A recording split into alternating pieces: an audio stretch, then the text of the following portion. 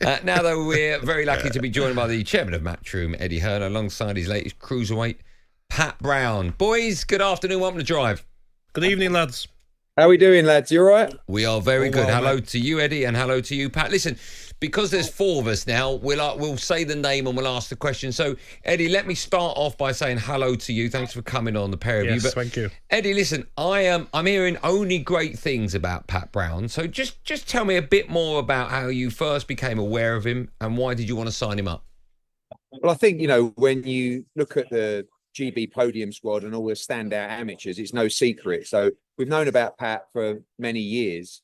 Obviously, we know about how popular this man is in the city of Manchester, which is where we are today. He's a man of the people, big part of the Moss Side Amateur Boxing Club system here as well. But on a national and global level, he's won and competed in top amateur events all over the world with Team GB. Of course, also represented Great Britain in the Olympics. And when I heard he was going to go pro, keep getting the question, Andy, it's like, who is the next big star of British boxing?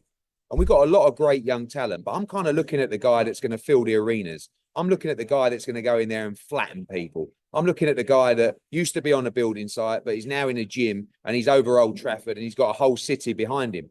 And that's Pat Brown. So he's a guy that's going to light up arenas, and we're going to be investing a lot, not just financially, but a lot of time behind him to build him, not just into the wrecking machine that he is, as you saw when he smashed your punching machine to bits in Talksport studio, but also to a world championship level. And that's the aspirations we have for Pat Brown.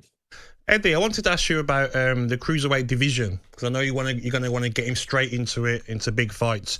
What sort of fights will you be looking at? Because what a great fight I watched a couple of weeks ago, the Billiam Smith and Ramirez, and obviously you got Opataya, who's meant to be the best in the cruiserweight, but you still got big stars like Riakporhe, who hasn't fought since the Billiam Smith fight, Chamberlain. Who would you like to put him in with at the start, mate? I mean, obviously he's going to make his pro debut in March in Manchester, and you've got to build the fighter right. Yeah. So you've got to give him a chance to gel into the professional mold. But with his pedigree, you look at guys like Chev Clark, who went to the Tokyo Olympics, already won British and now fighting for European titles. So anything but world level from Pat Brown is not enough, given his ability and the opportunity he's got. So he's blessed to be in a division that over the years has not always been as exciting now. Opataya, our guy, I think he's the standout number one. Like you said, Billam Smith, Isaac Chamberlain, Richard Riakporhe, Jack Massey, Chev Clark. Big fights. These are all great British cruiserweights. He's going to take 12 months to be in that mix, because we want to give him 6, 7, 8 fights, and we want to build his profile globally as well. But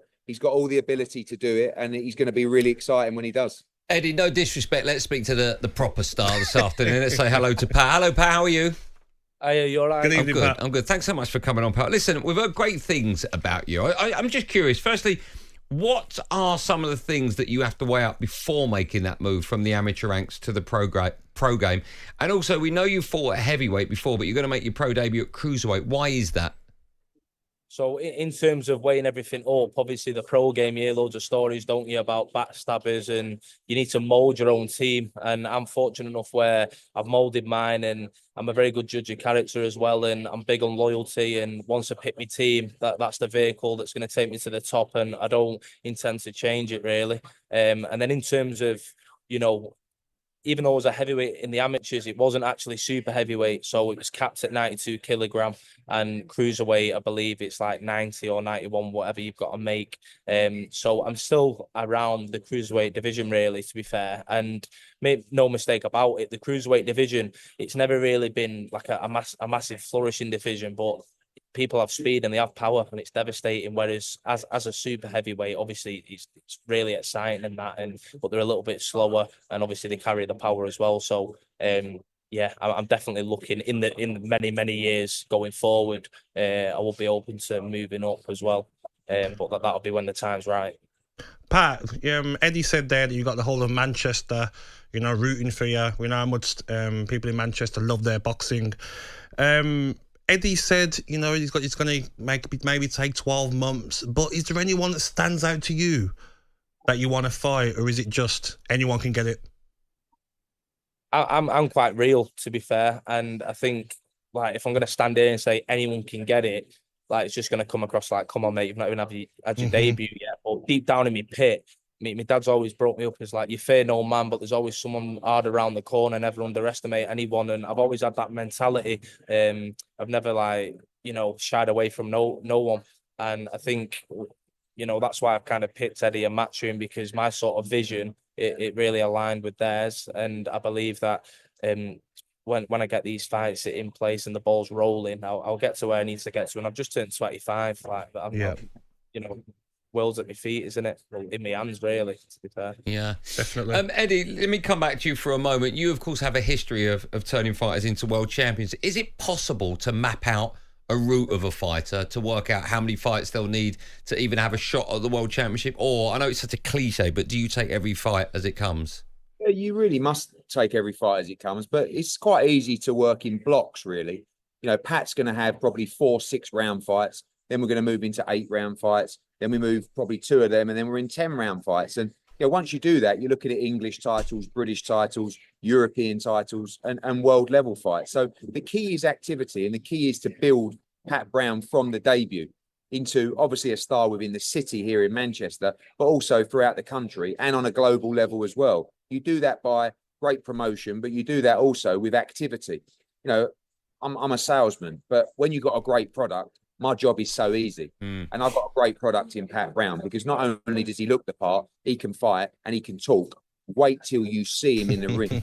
Eddie, let me ask you, because you have got a lot of great fighters in your stable, and I know they're different weights at the moment, but we're big fans of Johnny Fisher, of course, and he fights a heavyweight. How difficult is it for you to get a relatively unknown boxer to make that journey without setting up fights that maybe the public want to see, because you don't want 2 horses in the same race, right? Because then you're going to have one loser. No, I don't mind. I don't mind putting fighters in together. When you have a massive stable, sometimes you have to make fights between the stable.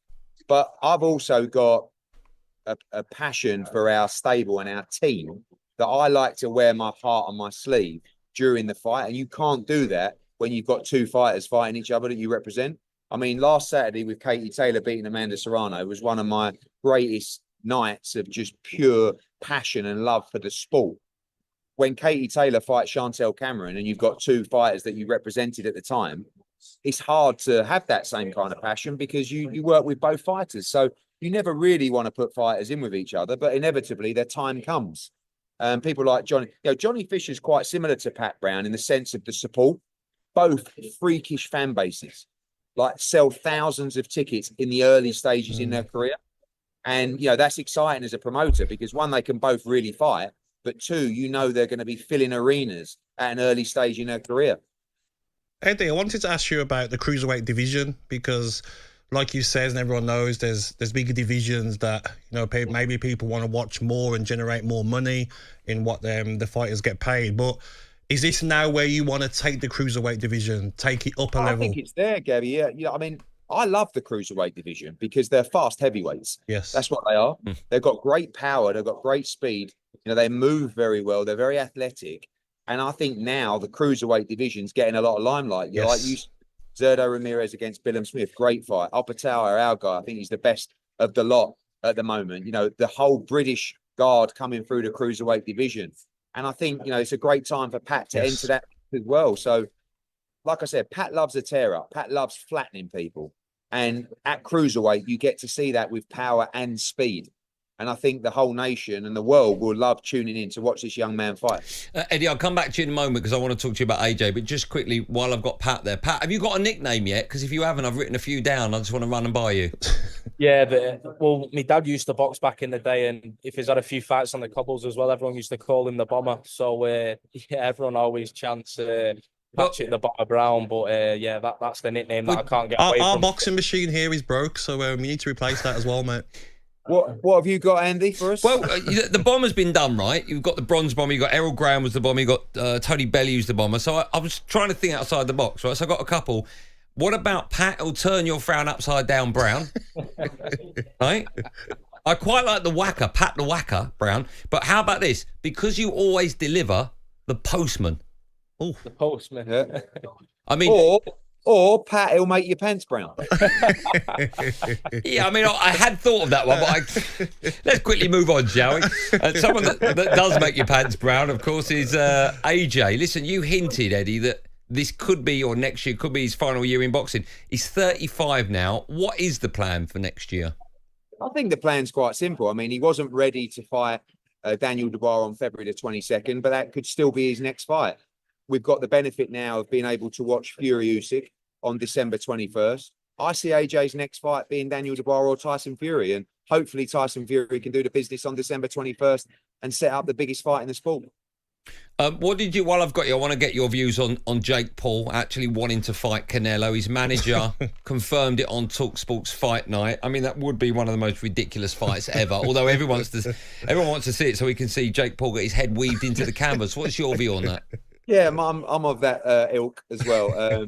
But I think you can't deny what Jake Paul has done in terms of the impact he's had. He's 27 years of age and he has ripped up the script. Some people like it, some people don't. You know, I didn't like what I saw in Texas, but as an event, it was huge. And, 70 million or close to tuned in to watch our fight to Katie Taylor beat Amanda Serrano. So, money talks. We live in a crazy world. I wouldn't even be surprised to see Jake Paul against Canelo Alvarez, but it would be an epic mismatch, but probably a mismatch that people wouldn't actually mind seeing. What do you make of that, Pat, if it were to happen, Canelo against Jake Paul?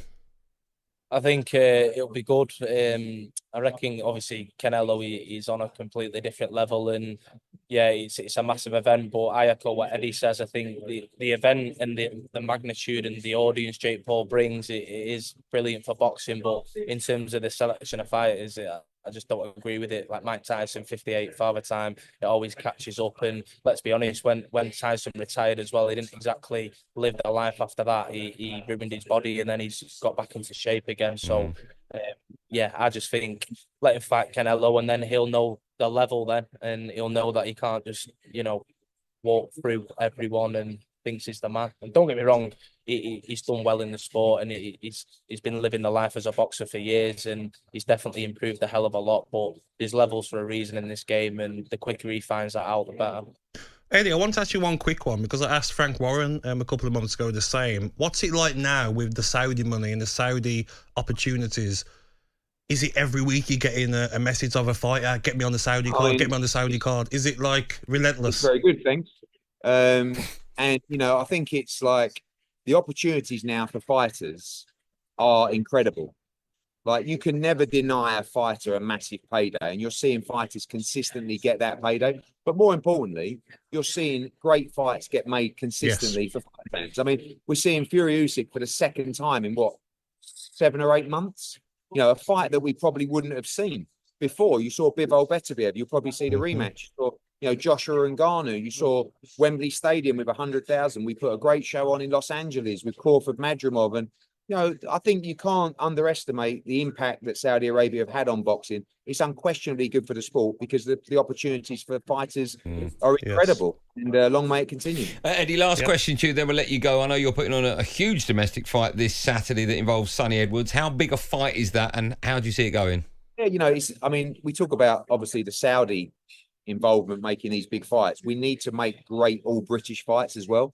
And Sonny Edwards against Galal Yafai is a great example of that. This Saturday in Birmingham on DAZN, two great Brits, one former world champion, one Olympic gold medalist. It's a great crossroads fight, and it's the kind of fights that we need to be making. Real great domestic 50-50s. Going to have a big crowd in Birmingham, great card as well. And you just can't split those two on Saturday. Boys, I'll sign off by using both your nicknames. So firstly to Pat, he'll make your pants brown. Thanks for coming on. And also Eddie loves to earn Hearn. Thank you as well for your time. All the best, Pat. Look forward to watching your fight, mate. Cheers. Thanks, boys. You know what, I'm hearing great things about Pat Brown. I'm very excited about him. So, you know what I like though, Andy, is that division. It's never been the one where cruiserweight. Yeah, cruiserweight. As Eddie said, it's fast heavyweights. Yeah, but it's never been the one where maybe they've been paid them as big as the heavyweights or other weight categories. Yeah. And there's some big fights that can be made in that division. On AM, on DAB, via the talkSPORT app, and on your smart speaker. talkSPORT.